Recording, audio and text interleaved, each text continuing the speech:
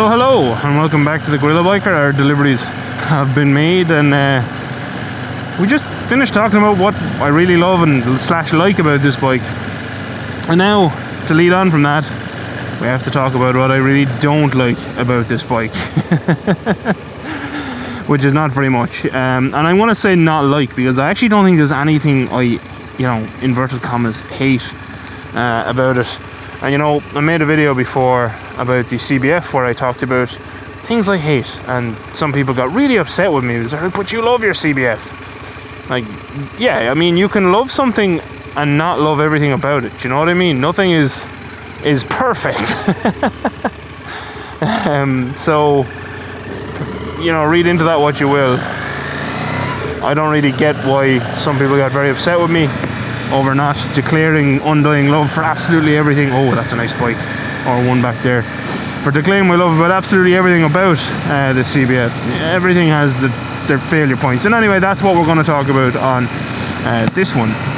So, you know, one thing that as a counterpoint, I want to start off with this kind of first and foremost, is you should go watch the stuff I really like, because some of the things, I'll leave a link up there, some of the things I'm going to be referring to in this video, they're kind of all match up.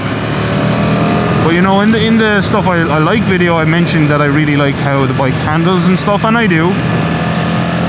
And I also really like how, you know, I actually like the stock swing arm on this, whereas a lot of people swap it to a mille swing arm. But one thing I'm not a huge fan of is the fact that the mille swing arm and the swing arm they put on the Tuono, they're just more capable bikes on the rear end from stock because they came with better shocks. And I don't really like the shock on this. Now, I am aware this one is obviously 22 years old, is not sprung for my weight, and because of that it's preloaded to the max. But I know, speaking to people like who actually know what they're talking about, the likes of Dean from Automax Suspension, and other people on Facebook groups and whatnot, that even from new, these shocks were not the best thing in the world. And talking to Dean, there's only so much he can do with it. So it is definitely a weaker design than the shock that came with some of the other bikes.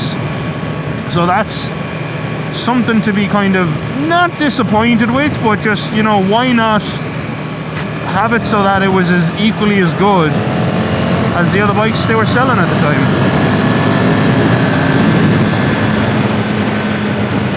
That would be my question. Another thing I wouldn't be a huge fan of on this bike is the clutch. You know, I have replaced the clutch slave cylinder with an Oberon, which makes it better. But even at that, it feels weird. And I'm sure I could go into rebuilding, you know, the actual clutch master cylinder and whatnot, or buying a more modern clutch master cylinder. I'm sure that would all make a difference. But again, it kind of goes back to why not have it good from or better from factory, you know. My Honda CBF is designed in an era not so far away from when this one was designed, and its clutch slave cylinder is miles better, like leagues better. The R1 is chasing me. I'll be very disappointed when I turn off, but anyway.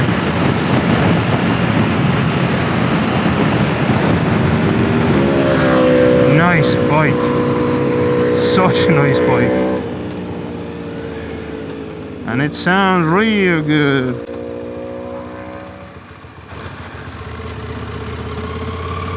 But the clutch, I know in traffic and stuff, and you know, from when I rode this back, and if you actually didn't know that I rode this bike back from Germany, there's a playlist, I'll leave a link up there as well.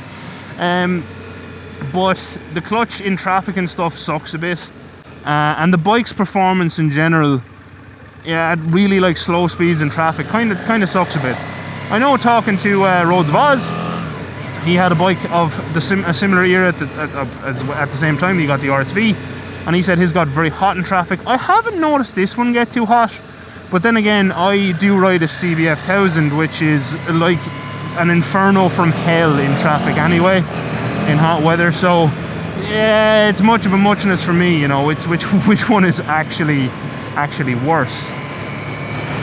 But that's kind of, you know, definitely the performance in traffic is a negative. The clutch is a negative for stock especially. I mean, when you do the few upgrades that I've done, it definitely improves it a little bit. Not amazingly, hugely, not something that's going to be life-changing, not something that you're going to write home about and say, oh my god, the clutch is so much better now. Now, maybe if you change the clutch master cylinder, it'll make a bigger difference. But that's just another investment, you know, like a Brembo clutch master cylinder is a couple of £100. Whereas the slave cylinder it's a cheaper upgrade, and one that it's very quick and easy to do, you know. Again, there's videos for all these changes I have made, not all of them, but a lot of them. Another thing I don't like is the fact that I had to change the brake discs when I bought the bike, because they came with Brembo brake discs, which are known to warp, and warped mine were. And that's just something, again, it's kind of like a... Yeah, look, maybe they didn't know they were going to warp from factory at the time. Maybe. But the fact of the matter is they did. And it's just such a pity that, you know, there's not like lifetime warranties on these things when they fail like that, because they just shouldn't fail. They shouldn't have been warped like that. And I don't know how long the person who had the bike before me was riding it like that, but I'm going to say probably longer than you'd think. Quick shifter time. Oh. A quick shifter is too much fun.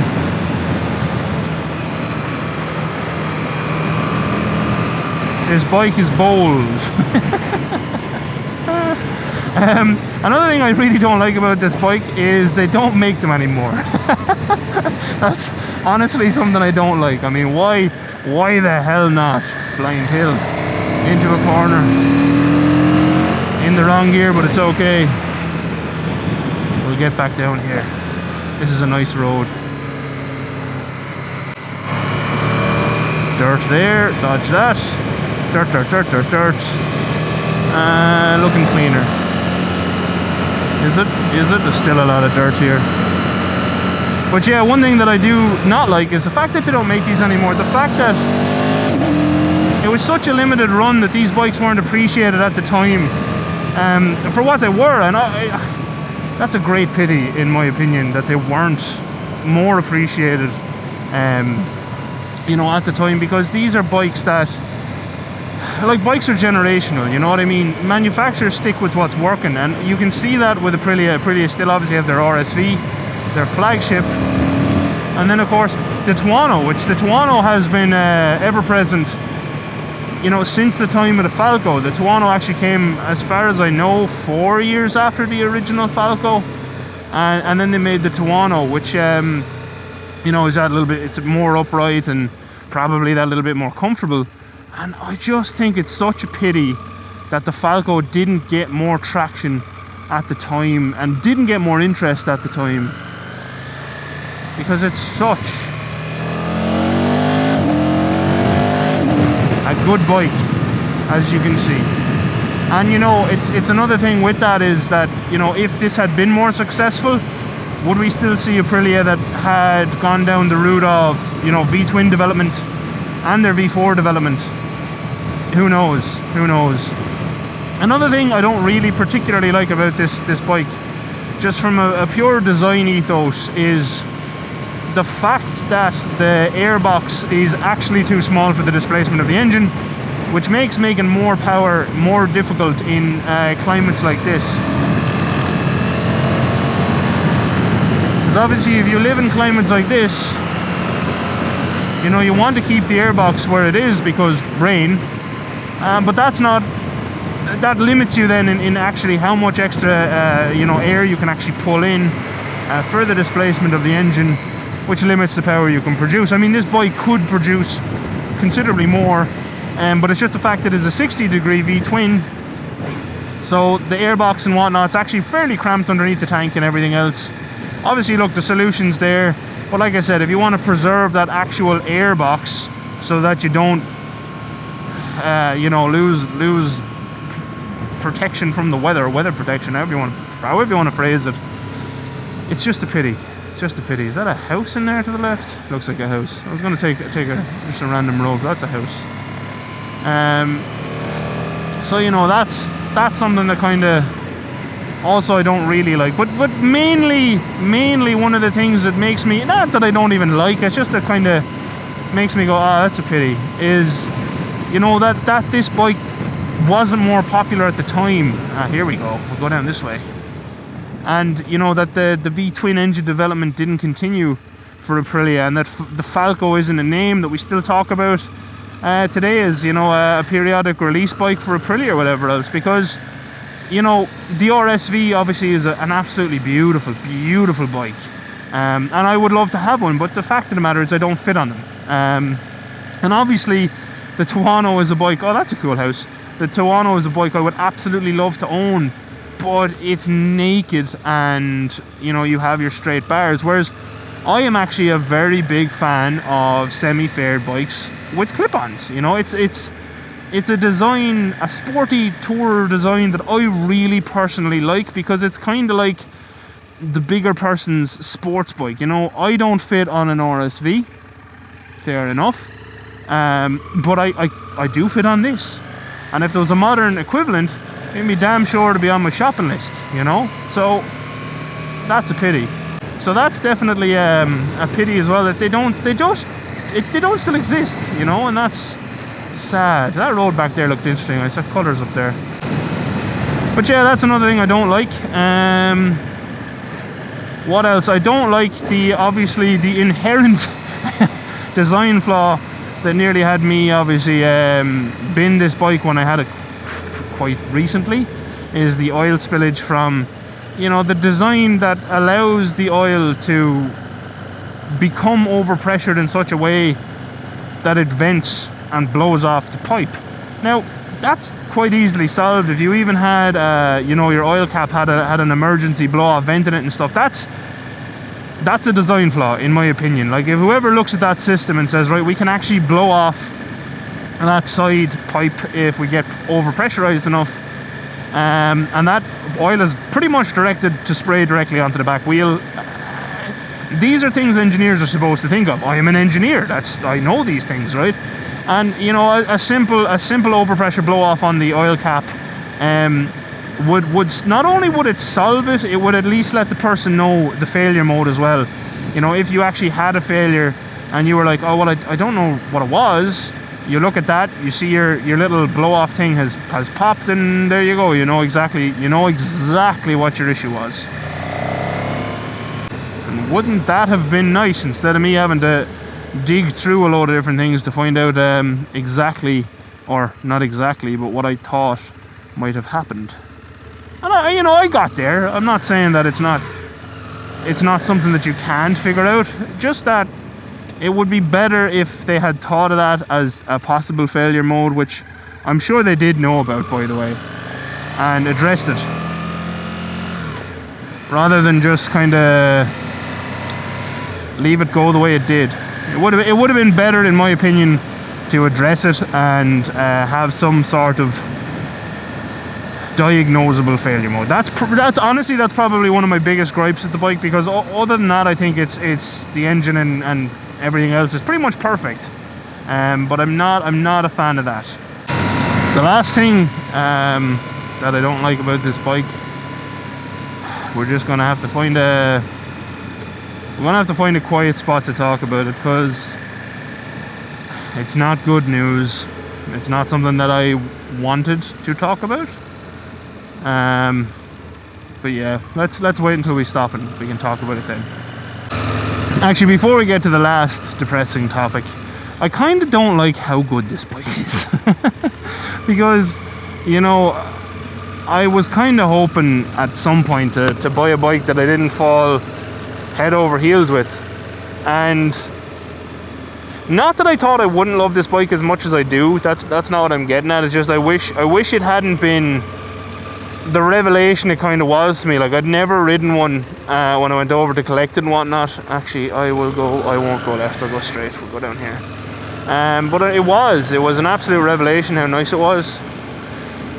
But yeah, the last few things I suppose is the fact I fell for it as hard as I did. I don't like that. I wish I didn't.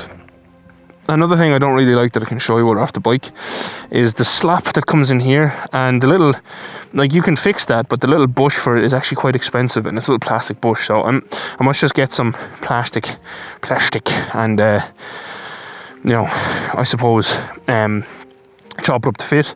Another thing I don't like is because it's a bike that fits us taller folks so well, I wish it wasn't as rare. You know, it's a bike that, since I've discovered, I wish there was way more of them around, so many more people my size could get and enjoy them to the degree that I have. It is a case that, you know, these are going to keep getting more expensive. Bikes naturally, you know, get too old, they get wrecked, crashed, etc. Engines blow up, they don't get looked after, you know, they fall into decay, whatever else, and it's just, it's one that makes me sad it's as rare as it is, because I absolutely love it. But the most cripplingly upsetting thing about this bike is I have sold it. So if you're watching this, by now you know myself and Toaster are moving to the US, and it's very likely that my buddy Chunky Mitts is buying this bike off me. He convinced me. I was kind of hoping to ship it with me. But you know, there's just a lot of complications around shipping bikes and stuff, so yeah, it probably makes more sense. It probably makes more sense to sell it, which really upsets me. I'm kind of hoping I can pick up another one when I get over there. You know, you never know, maybe I'll find one I even prefer to this one, but I've just, you know, I've done a lot of work on this, brakes and everything else, and it's just, I have it now in a state that I really like it, and that's the thing I like least about it, is that I've gotten it and discovered at a point in my life where I didn't get to enjoy it for longer. I knew it was a risk when I went over to buy this bike. Obviously, I knew that the move to the States was coming, and it kind of goes hand in hand with I wish I hadn't fallen in love with it as much as I did. So, but yes, the bike is very likely sold unless Aidan decides he doesn't want it, in which case I'll probably go back to trying to ship it again.